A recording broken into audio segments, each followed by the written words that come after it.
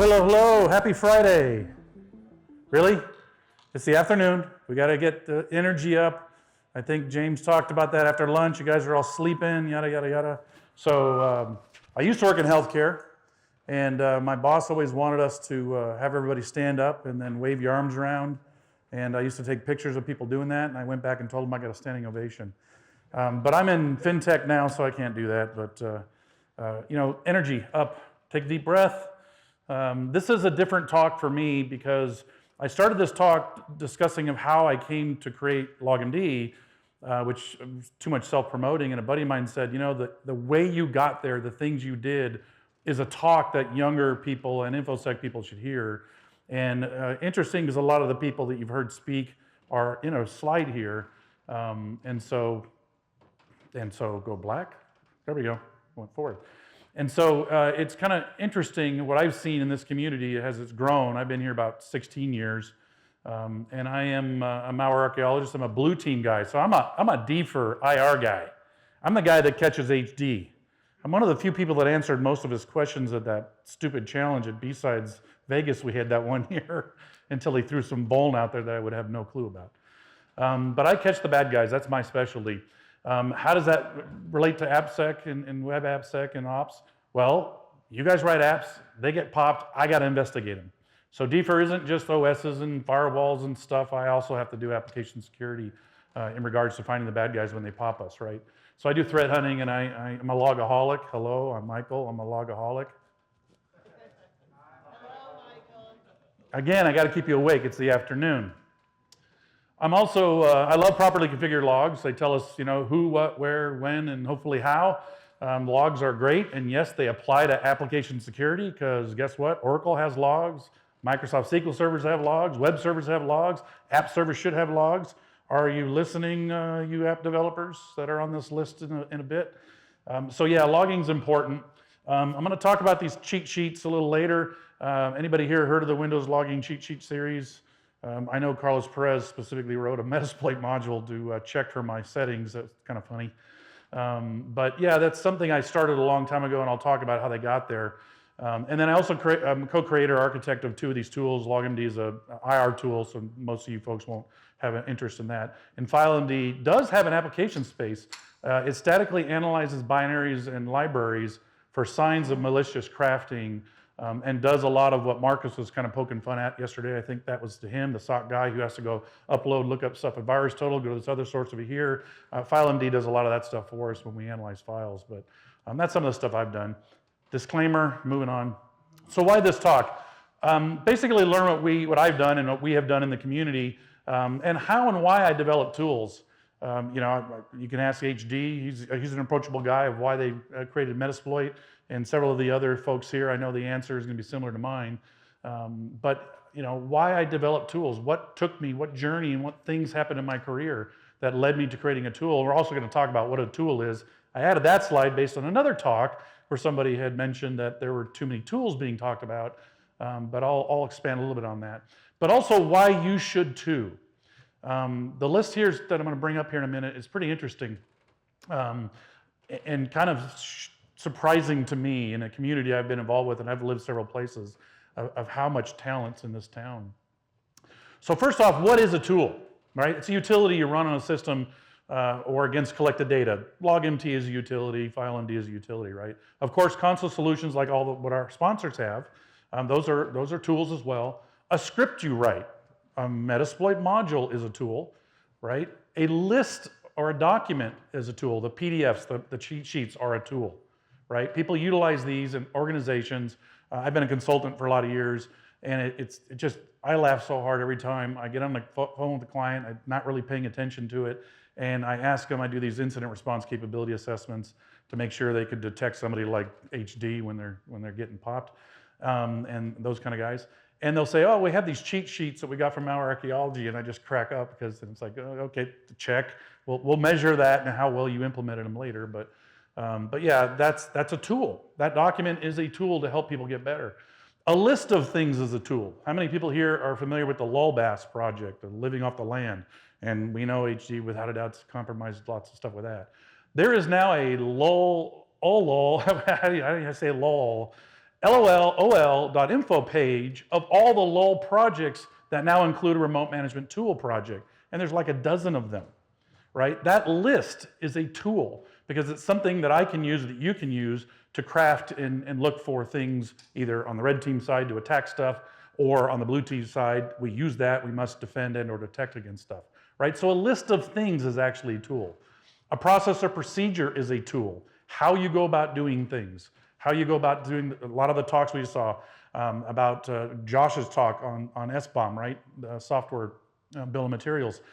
These procedural things that he was doing, and I actually complimented him with having a folder of the vendor additions off to the side. I run into that a lot, and I really hate how vendors just barf all their stuff on the root of the C drive, and I gotta pull out all this garbage as opposed to the OS and what's bad and what's good, and I find this bad developer code, right? But these lists of things are also tools, and a process and procedure, how you do either DevOps and or development and or creation and compiling, any of these things in application security, these are also tools, right? It helps educate the next level of people, your newbies and everything else. And then of course, is AJ still here? I was going to pick on AJ. You are a tool, not as in, some of you may be tools. Like, I know Kate's a tool. Oh, yeah. But you are a tool. What you have knowledge-wise is a tool. You apply your knowledge skill set, right? I don't think HC really needs very many tools that I talked about above this list. His skill set alone is a tool, right? He's a dangerous guy. If you let him loose in your environment, you're going to have a bad report. So yeah, you are a tool. So tools aren't just the things you see sponsors do. It is the sum of all the things we use as a part of our job. So, I came to Austin in 2008, and I think I met HD back then and all the people on this list. And I added this list because Austin is a weird and unique place. I mean, look at the people that are here. HD and Todd with the Metasploit that they created, Josh Sokol with Simple Risk, Marcus Carey with Threat Care. I helped him test that before it was called Threat Care. Matt Tesaro with Defect Dojo. Congrats to Matt and James on their new ventures. These guys I've known for 15 years. They're all from this town. I've never been anywhere that can claim this kind of list of people. Arsnake, Robert Hansen, and Jeremiah Grossman. All these people I feel I can reach out to if I had a question and talk to about their experiences and what they did. And I guess myself as well, I have tools that are used around the world. And there's others I'm sure I'm missing, so I don't want to miss anybody. But these individuals started in this community. And we were small back then, right? We were tiny little communities. The little Mr. Tramps for AHA and B-Sides when we actually started in this room back in 2008. And I grew that into much larger presence in Texas. And so there's a lot of folks that started in the community, and that's how we got to where we're going. So my buddy convinced me to draw a timeline out. We're not going to read this. I'll be going through it with the slides. But it started getting busy, and he's like, man, this is a story. This is a talk to help other people understand how you got from A to B and created Z. Because a lot of people, I think, have things they've done that I'm going to talk about as we go through this, that they probably haven't exploited to the point where, can someone else use this? Can someone else take this thing, this list, this document, this procedure, and expand it even more into something that may become the list of stuff that we saw? I'm pretty sure Josh created Simple Risk because he just couldn't find a simple, easy to use GRC tool, right? Whatever the reasons are that we created tools. So my story is going to start off in 1999. I worked for a bank. And we were preparing for Y2K. I just laughed because I was talking about a story where, I don't know if you saw, San Francisco just is dedicating $212 million to finally retire 5.25 floppies. That cracked me up. And then I remembered this project for Y2K where we actually had branch systems that ran on 7.25 floppies, the big ones. But yeah, back in '99, I wrote a batch file called Troy because I was looking for Trojans. And we were trying to make sure the AV signatures are up to date to make sure that if anything came alive and all the paranoia that was around there. That's the first thing I ever created that was like interesting in security. And so I was looking for I Love You artifact stuff and all the kind of things that were going on back then. And for me, it was the beginning, and I didn't even think that would turn into anything else. In '99 and to 2009, I worked for a big bank that got sucked up by a bigger bank. And so I left and went to work for HP in their consulting practice. with my experience. I did a lot of consulting, typical HP consulting, also assessments and investigations for clients, physical assessments, things like that as well. And then I got involved when I was at HP with the CIS benchmarks. That's an organization everybody here probably knows about. There's lots of there's an IIS benchmark, et cetera. Petter, I think, did a talk about using the benchmarks earlier. I used to work with Petter at the comptroller. And so I got involved with this because, there's Petter. I've been looking for you all day, dang it. Congrats to graduating. Petter is part of this talk, actually, in regards to a community guy that I knew when he was just a young pup, and he's now speaking. So congratulations, I'm proud of you. But yeah, I participate in these benchmark projects to try to fix a couple things. Unfortunately, I failed miserably with the Windows benchmarks. They're what I consider to be negligently bad at logging. I tried very hard to convince them why they needed to improve it. If you're in my field, you won't have anybody disagrees with you. But logging is vastly important in the Windows space. It's fundamentally broken. I need the logs. I need the app logs. I need the web app logs. I got to catch HD, so I need all this data. But yeah, I did manage to get the HPUX benchmarks rearranged to match Linux because I was working on a huge project for a medical group where we were hardening all their OSs, Windows, several flavors of Linux, Dead Rat, and a couple others, SUSE, also AIX, of course, HPUX, and Solaris. So as we were writing these NIX hardening scripts, the section of HPUX was all messed up. They just didn't jive with the other UXs. So I convinced the committee that they needed to be in line and showed them my scripts that we had created and said, this is why. Because they need to, when you get to section 7, all the OSs, my logic shouldn't have to go somewhere else just because HPUX is labeled funky. I did get that fixed. That was my one success at CIS. But yeah, that's a tool that people use. They use it, they're built into tools to check for compliance. And so the benchmarks are another tool, and it's just a document. And then an interesting thing happened in my life. I don't wish this on anybody, but it has a reason why I'm here today, which is why it's in the presentation. I got a divorce. Everybody, a lot of people get divorces. But the unique thing about my divorce was before video conferencing and FaceTime and everything was available on your cell phones, my ex decided to go to school at Marquette, to go to dental school, my ex. And we were living in Utah at the time. And so in HP, we used NetMeeting. Anybody here remember NetMeeting? Anybody old enough to remember NetMeeting? HT does, a couple. So I used NetMeeting for the video portion of it, and I used Skype for the audio portion of it, which, then in court, the judge told me, and I quote him, I'm not here to make cutting edge divorce law. If it isn't state law, case law, or statute, don't ask for it. I'm not ordering it. That pissed me off. I just want to see my daughter, okay? I was active in her life. She was 4 years old.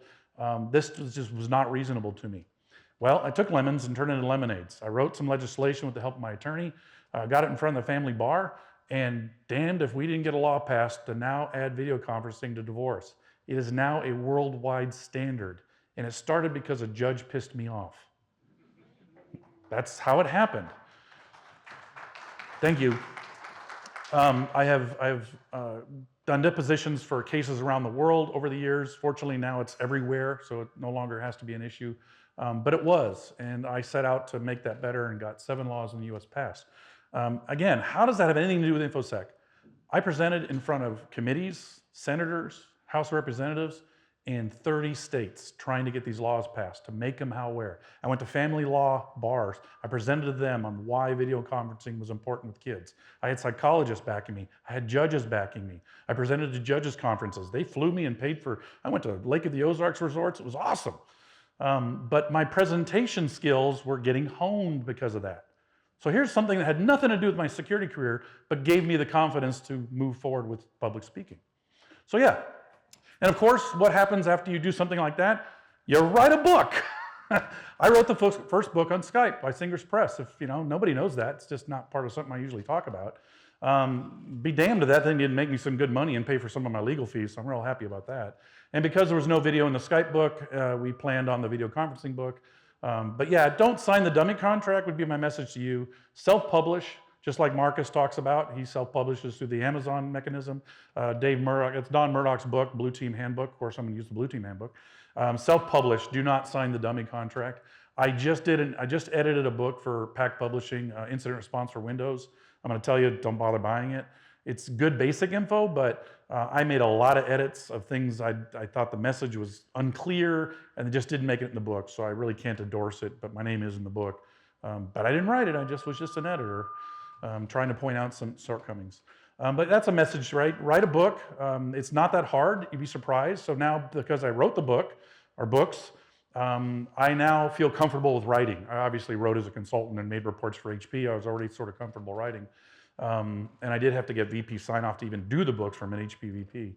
But that's a skill that, again, worked into my security career. So if someone says, hey, you want to write a white paper, or hey, you want to do a podcast, please say yes, right? These things help you, they really do. And then, again, something we do in our industry is we get burned out. So I'm dealing with divorce, I'm going through all this legislation stuff, I'm on Geraldo, I was on so much newscast back in the early 2000s. I needed an event, and I used to road bike race in California, and I lived in Wisconsin at the time, so I decided to try mountain bike racing. Be damned if I didn't win or place in every race I did in mountain biking when I lived in Wisconsin. And that was my outlet. I used to go to Kettle Moraine and ride. My moral of the story here is this kept me sane. It allowed me to vent and get rid of some of the frustration. So as InfoSec people, have an outlet is kind of the message here. It really did help my whole mentalness in regards to keeping things straight. I love walking my dog and doing archaeology. The story about my archaeology is not in here, but you can ask me that in the hallway con. I left HP and went to work for the state of Texas, where Shirley Earp was here earlier. Petter I worked with at the state of Texas. I decided that after working with HP, having a lot of control over my content, I worked for Microsoft as well way back in the day. Wrote some stuff on roaming profiles back in the day. I did a lot of the NT4 stuff for them and some big clients that used it. And I wanted to get involved with do my civic duty. I just passed all these laws. I felt very civil. I wanted an 8 to 5 kind of job so I can get involved with the community. And that's where I met a lot of people that are here at the conference. It's where I met HD. It's where I've met Josh and gang. It's where I got involved with ISSA as well. And so I took that job, and unfortunately, and I am not kidding you, on April 1st, I had to call my boss, the CISO, and tell him we just had the largest data leak in Texas history. Now, granted, there's been lots since, so this is like nothing now. But I had to inform him on April Fools, and believe it or not, it probably took me a half hour to convince him that this was real.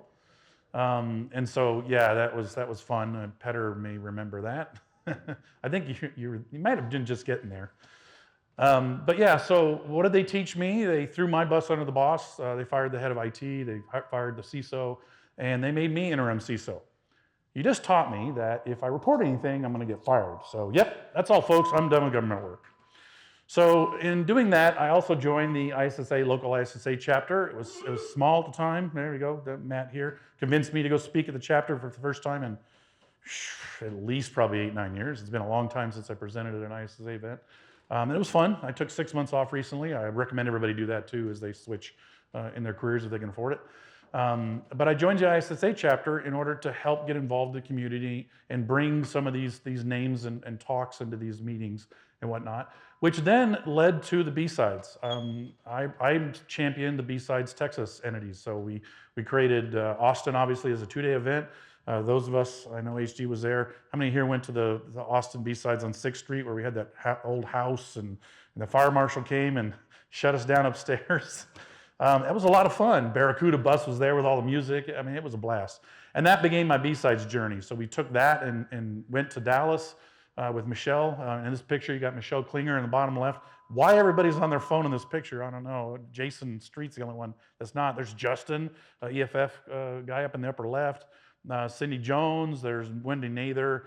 Cindy Jones on the right, Wendy Nather's in between Michelle. And so Michelle and I partnered and started this entity to bring more conferences to Texas. And B-Sides Austin is obviously still going strong with Matt. San Antonio is going strong. Steven just retired after 10 years there. We're on our 3rd generation of people now. And Dallas, Isaac's doing it up in Dallas, and for whatever reason, Houston's the whole.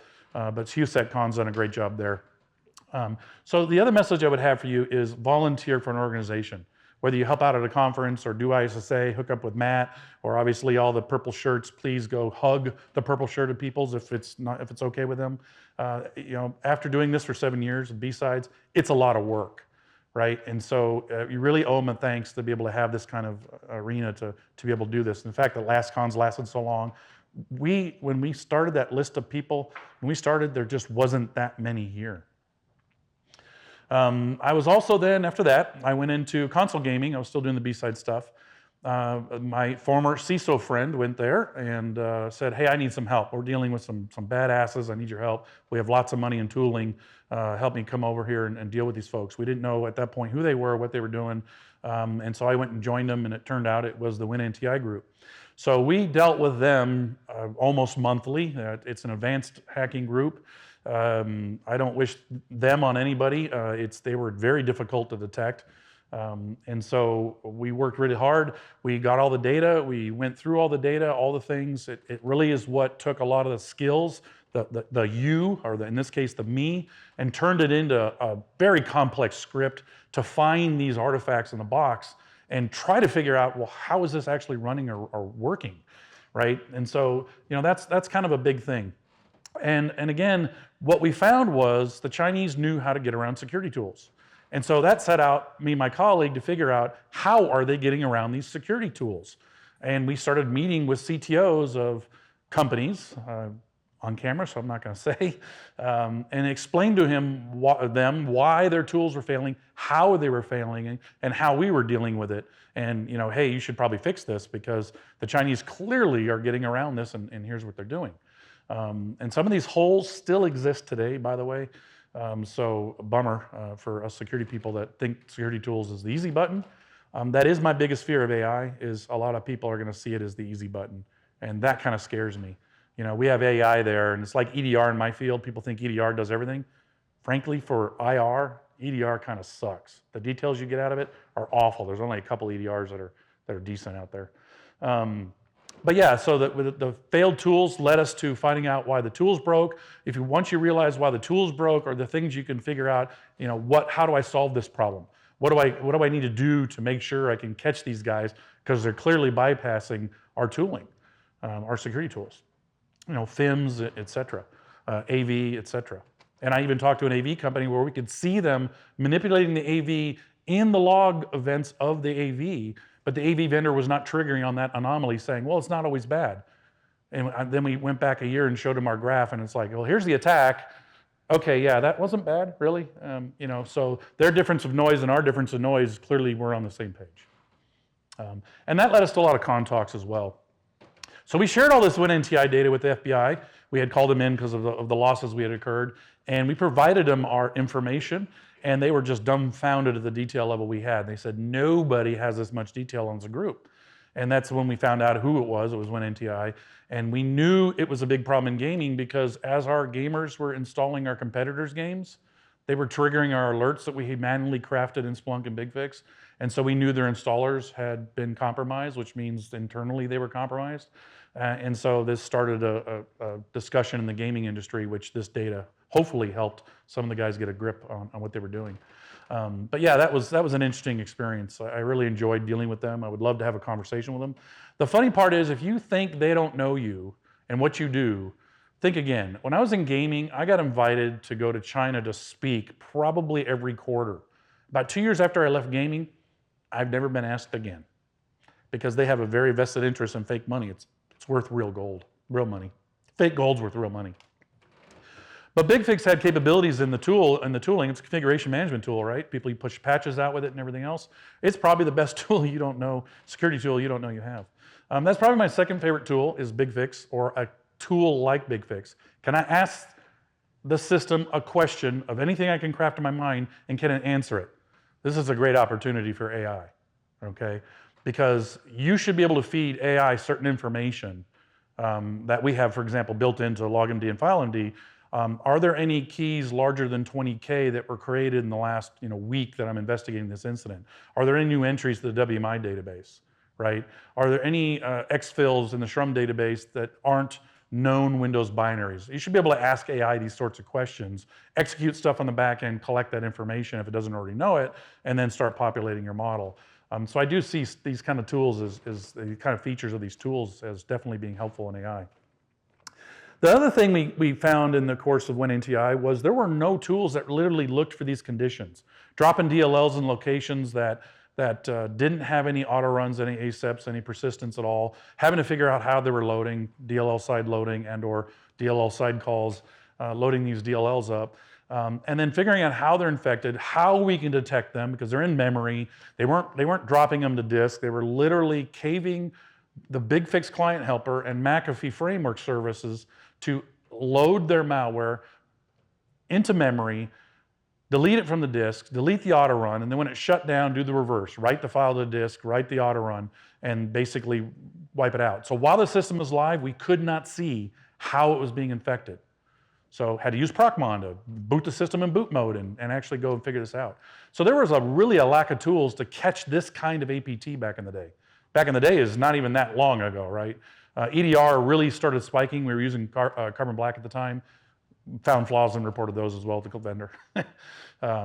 Because these were solely in memory and Carbon Black did not have that capability back then. If it wasn't on disk or executed, and DLLs don't record very well in Windows, it's really a big hole for Windows and detections, which I'm sure that man right there can tell you a lot about how he does it. But yeah, we started making these scripts with these little tools, these little utilities, to try to find and fill the gaps of these enterprise tools that were theoretically going to catch all the things and help us see all the things, and it did not. Our FIM tool didn't have a way to record stuff in a log in such a way that their snapshot of time allowed us to see in between the snapshots, so we could detect this data. For example, in Windows, if you can drop a file, detonate a file, and delete a file within 7 seconds, no FIM will detect you. Okay, that's a gigabit payload, by the way. It's not like a small payload, that's a huge payload. So that means there's no detection whatsoever on your tooling, and you're infected, and nothing's looking at memory for that infection, which is the only place it was living. So now you're in the volatility space, et cetera. But this is where these flaws got me thinking. I'm like, there's a space for a new tool here. And so with the help of a colleague, we created what was first called the Sniper Forensics Toolkit. I don't know if you remember, Trustwave used to use the term Sniper Forensics. That's where I stole it from. I said, well, this is a Sniper Forensics tool. We're not doing forensics. We're doing very targeted type stuff. And so that turned into a tool and locally run. And then that kind of morphed, hey, can we put this in the cloud? Azure was new. We were part of that BizSpark program they had. They made a lot of changes, changed a lot of pricing, and really blew us out of the water. And broke our product in the course of it, so it really ruined our experience with that. But we were kind of at that time trying to create this next-gen EDR. It just didn't come out like I had hoped, and so that project failed. And again, with failure, you learn successes, right? If you don't try, you will not succeed. And so yeah. And then I started working on these cheat sheets as well. It's like, well, why did we catch these guys? Well, we had Splunk. We had a big-ass Splunk license. And Microsoft had just come out with the new Vista advanced audit logging on Windows 8. And so I'm like, we have a lot of these admins doing Windows 8. I'm like, there's this new logging I want to go turn on. So I went around the environment and turned on all this logging. And the bad guys got in, and the telemetry we got from the properly configured logs, thus the cheat sheets, gave us details that no EDR could. And that really was a turning point in the bright idea of my brain going, yeah, this is key here. That this is what the EDRs need to be looking for. And a lot of them now do, but they didn't at the time. EDRs were really trace logging devices that collected all the stuff in big, complete barfs, which is what Carbon Black used to do. Record everything. Here's all the data. Go find bad. But can you filter the good? No. Can you filter anything that's known bad? No. How's this help me? It's just too much data. A typical problem in IR space. But EDRs have gotten better. My number one tool is SIM, because if you can collect this from application logs, firewall logs, IIS logs, right, DevOps logs. I've done investigations with Dockers and Kubernetes where people have a Docker container with 0.0.0.0/0 open, running MySQL with a default password, and on a Mac, closing the lid of the Mac, thinking he's powering it down on a non-firewalled internet connection, and he wonders why his database got wiped out with a ransom message. So yeah, logging is important across the board, right? It happens in all spaces. Did the commits go well? Did your Josh's SBOM scenario, the vendor stuff? Now I can focus at the vendor stuff. Is anybody looking at that? The logs you write and track all that stuff is very important to SIR guys. So please consider that as you do your web app sec group stuff. And collecting that into SIM, yeah, I know, SIM's expensive.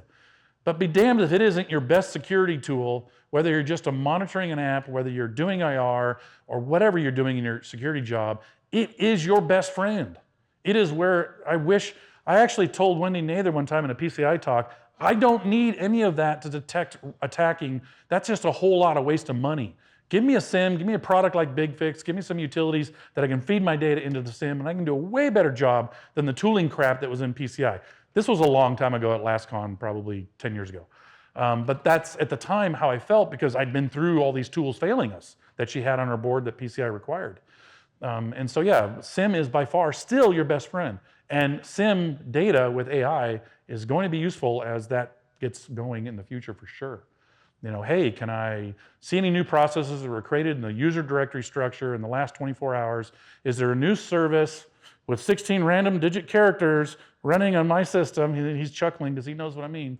And trigger me an alert. Now the causality of multiple things can happen and you could do AI very easily with really turning that on. Was there any lateral movement, et cetera, going on at the same time, right? Make the SOC alert, as Marcus alluded to yesterday, have more data so you can make a human decision better, right? The you part of the tool. And yes, by the way, there is an OWASP cheat sheet. They're not just my cheat sheets. There's an OWASP cheat sheet. Please love it, learn it. There is an opportunity here to create sub-cheat sheets of details of the web app space that you're in as a project, as a tool, like I've done with the Windows logging cheat sheets. So yeah, there you go, tag you're it, go do some sub-cheat sheets. My cheat sheets here, some are current. I have a new one with the CrowdStrike log scale. CrowdStrike bought a company called Humio. It's a fantastic SIM, by the way. It's probably the second best SIM I've ever used in regards to capability. CrowdStrike's done a great job integrating it. I'm currently using that as well. I personally use log scale at home to monitor all my stuff. So be warned, I'm watching you. But yeah, I did a MITRE attack cheat sheet. I've got to put the sub techniques in there. That's based on what good Windows logging and LogMD stuff, the stuff that I know and use every day, how much could I map to a MITRE attack to kind of do a good coverage or a well coverage. And I was shocked when I did that project that I actually did a talk for at SANS years ago when I first created this, that the coverage shocked me, that good logging can get 70% coverage of MITRE attack. Now, granted, you're going to need a hell of a SIM license for that. But the fact that the data that they talk about and the way that I would go about looking for that in an investigation or as a blue teamer detecting stuff, logging is hugely powerful in closing the gaps in MITRE attack. And yeah, there's a LogMD matrix on how it fits into all the Windows stuff. Have I said how much I love BigFix? So BigFix was created, IBM bought them, it's now been sold off, and the guys that created BigFix created Tanium. I don't like how Tanium is architected. BigFix is better. But a tool like BigFix, and this is, I think AI can literally build, if we can get the BigFix capability into an AI tool, that's going to be a really cool thing. I use that to find large registry keys. I actually used BigFix to find one of the Chinese hacks that they knew was a flaw in BigFix because BigFix couldn't handle Unicode. So they would drop a Ganji shortcut link on people's user directory structure. And so when BigFix hit that Unicode character, it broke the queries going south of that. So if they dropped it in the root of the user directory Bob, then nothing below Bob that I was querying for alerts would work. So what did I do?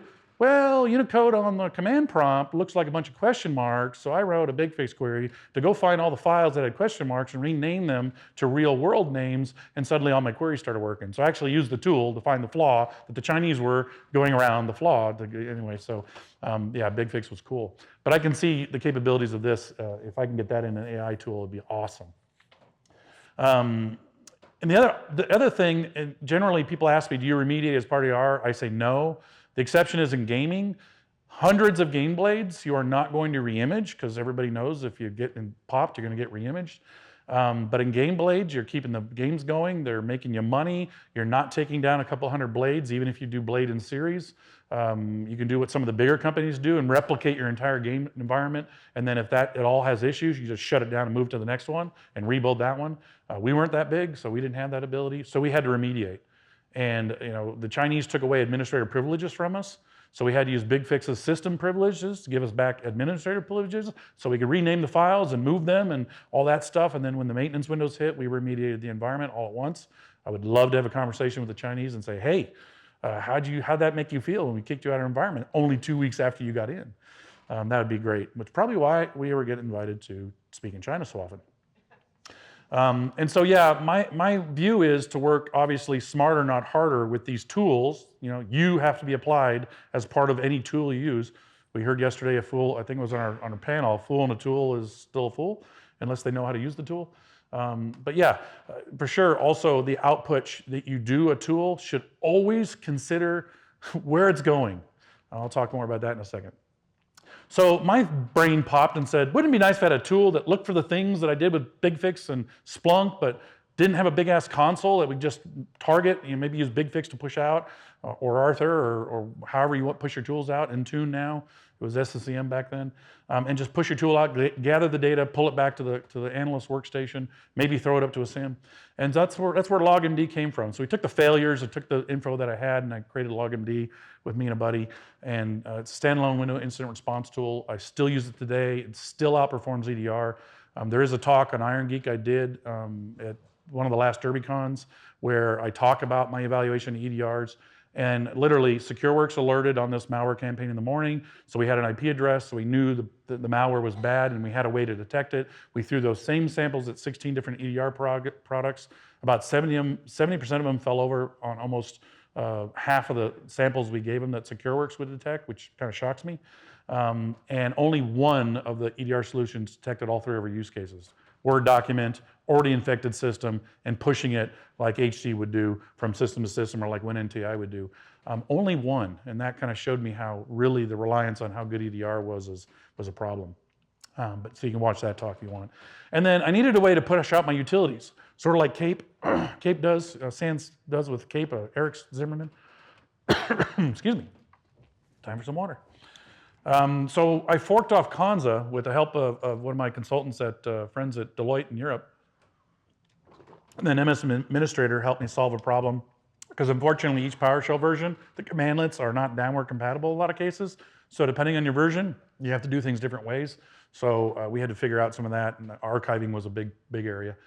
So we created Attack Remote Threat Hunting Incident Response Tool to be able to push out your native tools via PowerShell WinRM, so no new agent needed, and security could control this, where I could use PowerShell to push out tools and get the native data back, which Kanza could not do. Kanza reported back in PowerShell console or text data. And so that was another project that I did and released. It's on GitHub if you want to play with it, fork it, do whatever you want to it. And then, of course, COVID happened, right? So everything slowed down, everything stopped with COVID.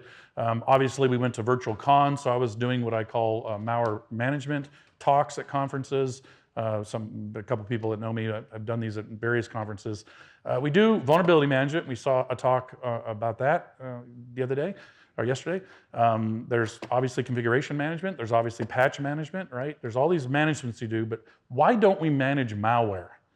Right? And what I mean by that is you read the reports from a SecureWorks or a Mandiant or whomever, and you take the data. I have a talk coming at B-Sides in December. Can we catch all these sophisticated attacks? Where I'm practicing malware management. I'm taking these reports, not reverse engineering reports, but actually IR reports. I do have some reverse engineering reports in there, but there's so little data.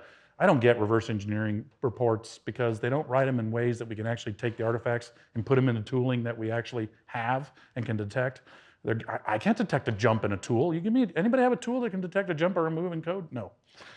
So I wish they would write them more of an IR perspective, but it's a personal gripe I have with reverse engineering reports. So you take these reports, you read them, you pull out the artifacts, and you figure out if your tool can do that. Or have you identified a gap? Use MITRE ATT&CK to map. Do I have something here or do I not? You are now the tool applying some process or procedure to determining whether you can detect these things in these malware reports because they're current, they're new. And I added a new one to next month's talk that I just came out this week. You've probably seen, HT can answer this. Do you have a Metasploit module to do the EDR bypass for the Windows firewall stuff yet? Have they written one? I'm not sure. They're sure. So now something I discovered and talked at that talk at DerbyCon that if I can break something, by the way, I am not an HD. If I can break something, your shit's broken.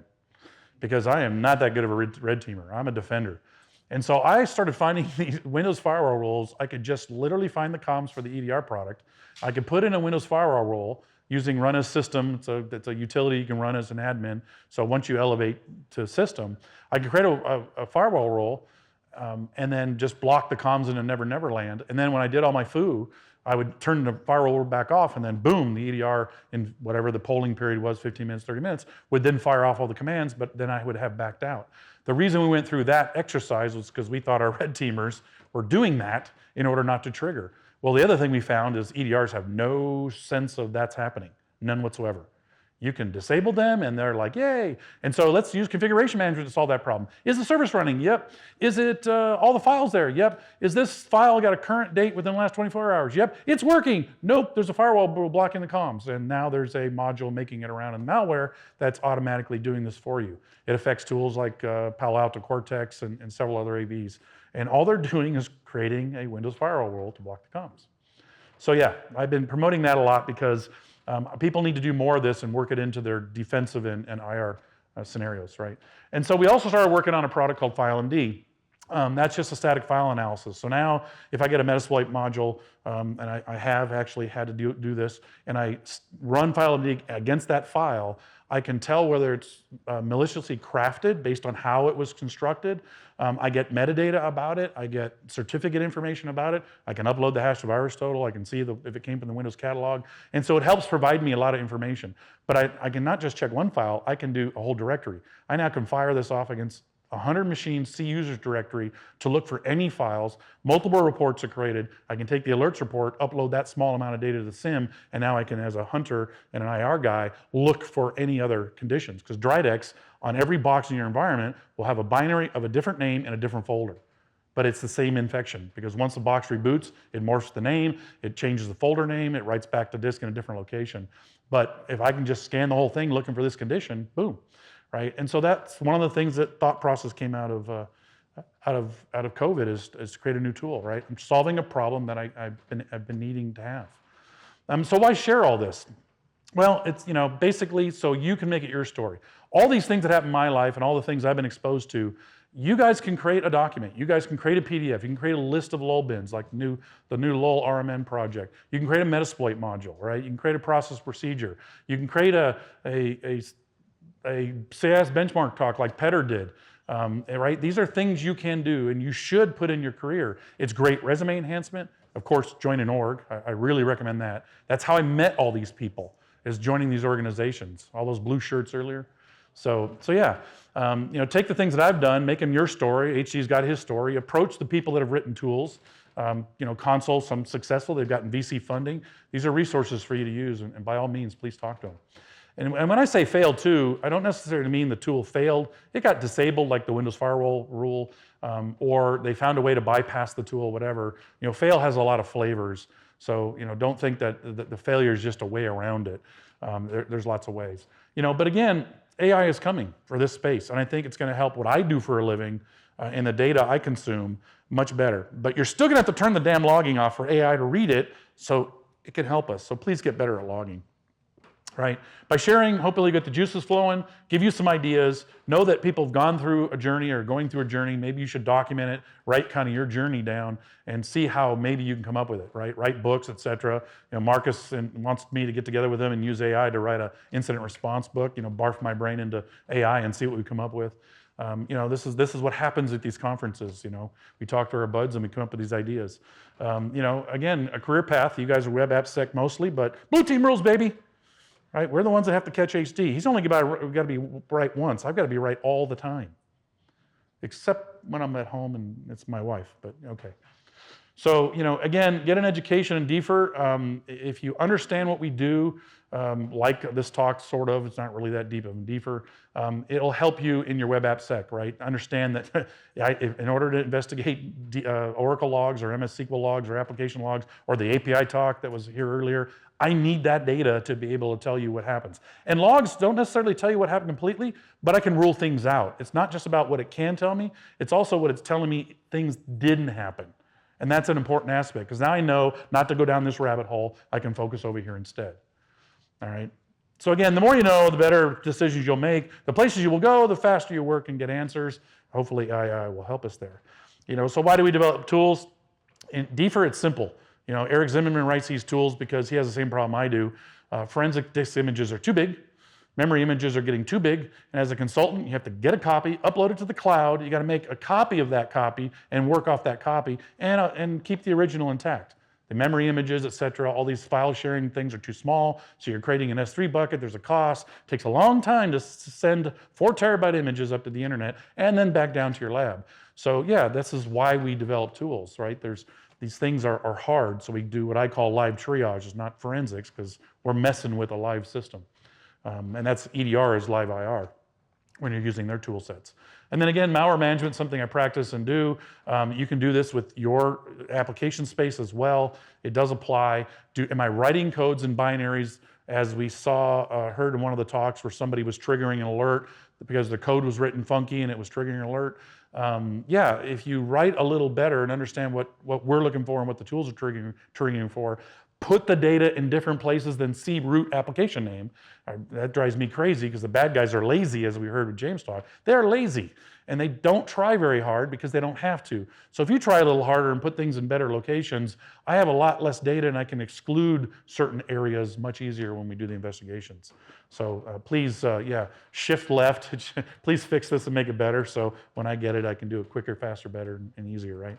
And so yeah, and I teach all this kind of stuff at my malware discovery class when I teach people how to hunt it. And I did a con talk on that. You can go see with the presentation there. Local tools, why not a big fancy console? Because there's lots of local tools out there. Organizations already have them. I've been a consultant, much like Eric Zimmerman, working with the K project before he went to work for Kroll. We write these tools to solve these little problems that we have. And I can take the data from a little tool, like a LogMD or FileMD or Easy Tools, Eric's stuff, and send that data to a SIM. Now it's a big console tool, right? So, and again, the features that are in EDR, these local tools, you get much more information than you do from just using these so-called security all-in-one tools. They definitely will help you paint a picture much quicker. And of course, why we develop things? Because we like bright, shiny lights, like that one there. It's blinding us when we look over that way. But we're trying to solve a problem. So you in your workplace, your job, will have to solve a problem. Petter did a talk on that today, right? You're solving a problem, write it down, create a document, create a list, create a procedure, I don't care what it is. But that is a tool that somebody else can run with and share and expand, maybe collaborate with you. I mean, a lot of these tools that were created out there, I'm sure were collaborations, just like Wicket and his partner. Right? So, but yeah, that's what you want to do. And again, since I'm looking for this, how about that? And how about that? Right? You start adding on to your tool, and then boom, you have something done. But again, the design is important. Things I don't like about many tools is dependencies.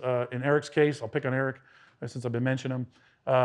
.NET, he now split his code to be his code and now .NET that it runs on.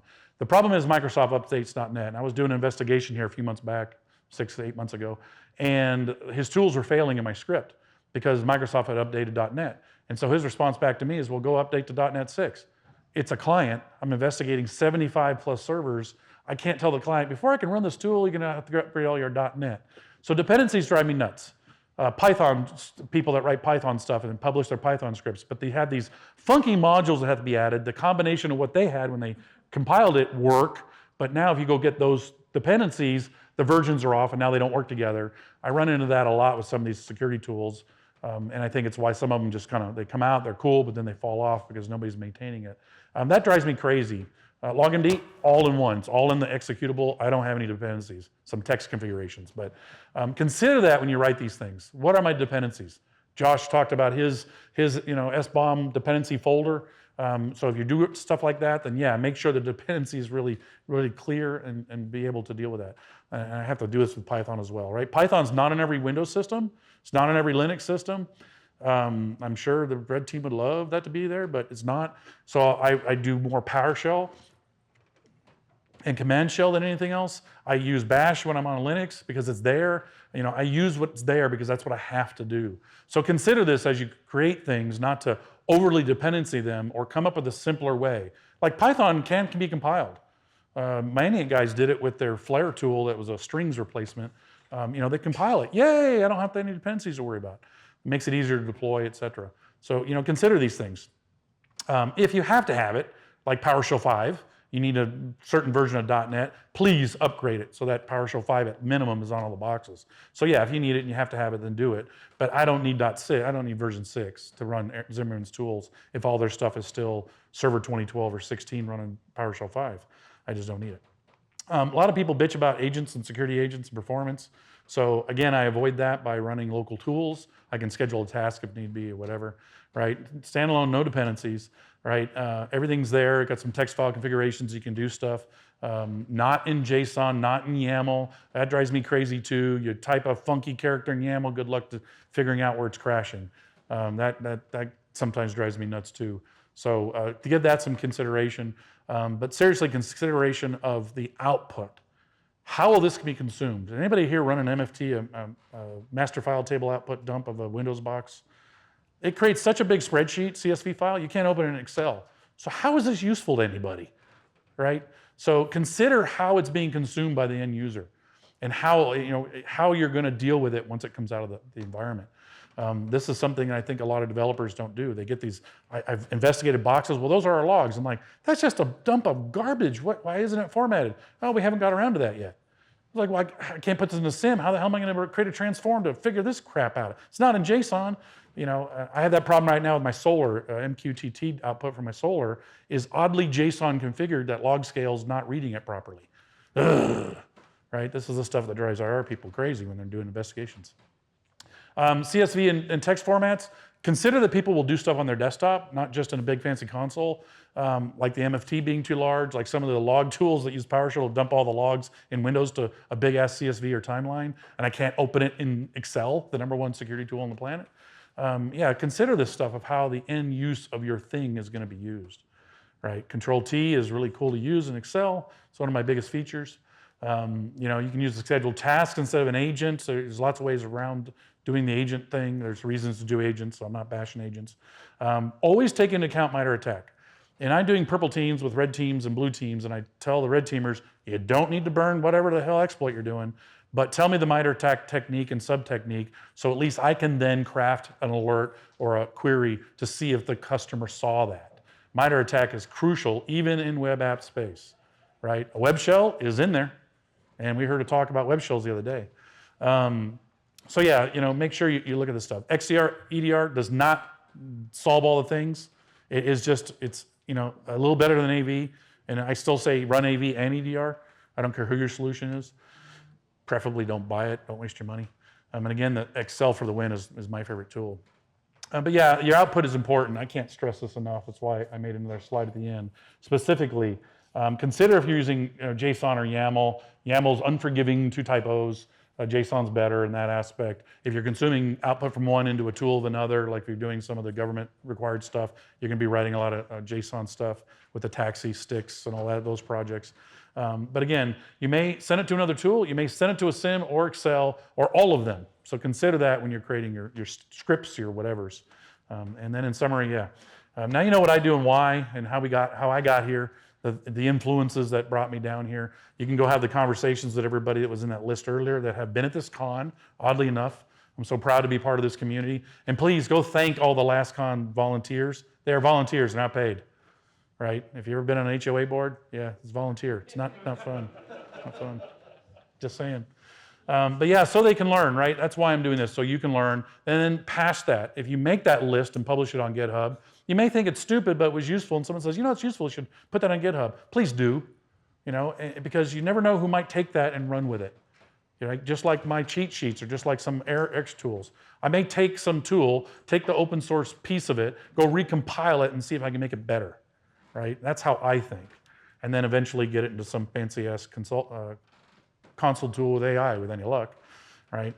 But everybody thinks differently. All of you in this room think differently than I do, right? Megan Rohde, if you know who Megan Rohde is, we gave her a scholarship to my malware discovery class up at B-Sides, Oklahoma a few years ago. She's probably the best student I've ever had. The way she thought, the way she did things, the tearing apart of my slides and wording and whatnot,